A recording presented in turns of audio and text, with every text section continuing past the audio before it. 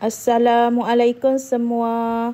Hari ni saya nak kongsikanlah cara saya buat sambal bilis garing. Okey, jom kita tengok caranya. Mula-mula sekali kita nak panaskan dulu minyak dah. Bagi minyak kita ni dia betul-betul panas. Lepas tu kita nak goreng ikan bilis. Ikan bilis ni saya pilih saiz kecil. Nak kata kecil sangat tu tidak juga. Besar sangat pun tidak juga. Kiranya saiz sedang lah ikan bilis kita ni dah. Kita nak goreng ikan bilis kita ni biar dia betul-betul garing. Barulah sambal kita tu dia tidak mudah lemau. Biar dia betul-betul garing.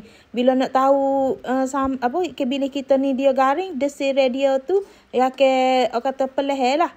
Tanda ikan bilis kita tu dia betul-betul garing lah deh.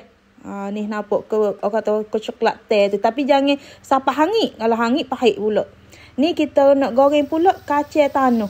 Kacang tanah ni kita basuh dulu. Lepas tu sejak.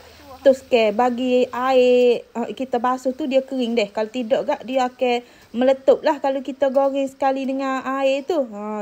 Basuh lepas tu sejak. Lepas tu kita goreng. Goreng pula sampai dia garing lah kacang kita ni.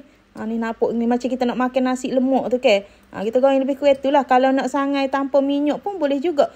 Tapi untuk buat sambal bilis garing ni, dah ada minyak bekas goreng ikan bilis tu. Jadi kita goreng lah kacang tanah kita ni deh.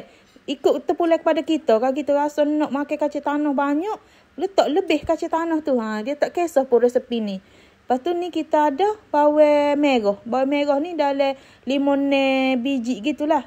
Kita potong halus-halus, iri halus-halus. Lepas tu nak bagi dia rangup tu, kita letak tepung jagung sikit. Kita kiranya bawang merah ni kita gaul dengan tepung jagung deh. Bagi dia mesra lah tepung jagung dengan bawang tu.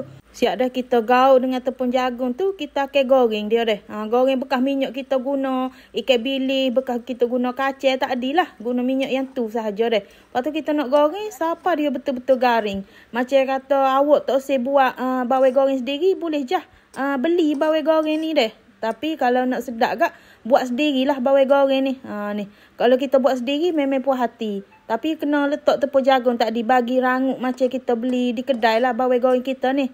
Ni kalau nak makan sup apa ni boleh guna cara ni untuk goreng bawang merah kita. Lepas tu bila dah garing ni kita kena angkat lah. Bawang goreng ni kalau kita goreng dia kita kena selalu kacau supayanya dia tidak hangit.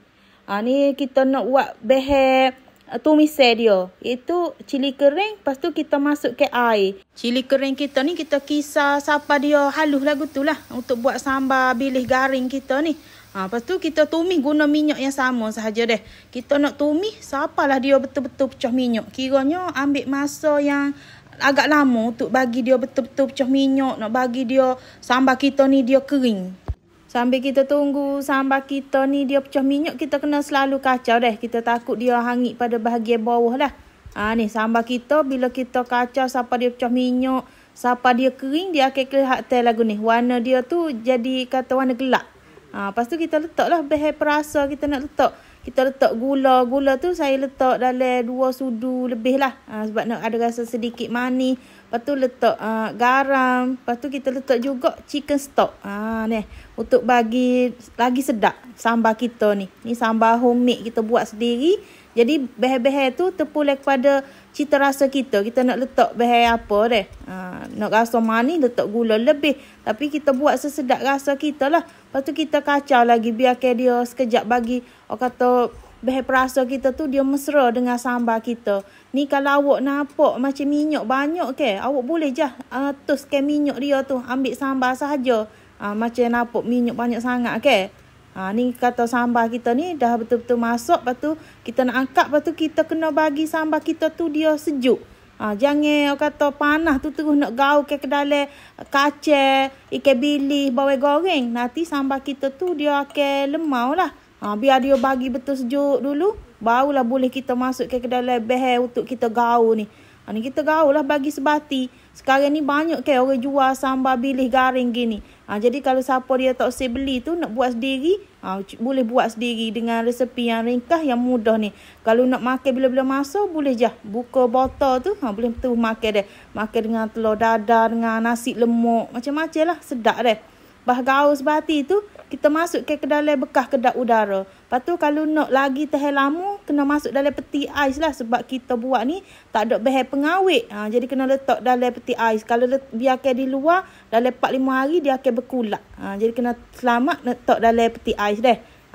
Okeylah, kepada yang dah menonton video saya ni, saya harap jangan lupa subscribe, like, komen dan share video saya. Okey, terima kasih semua.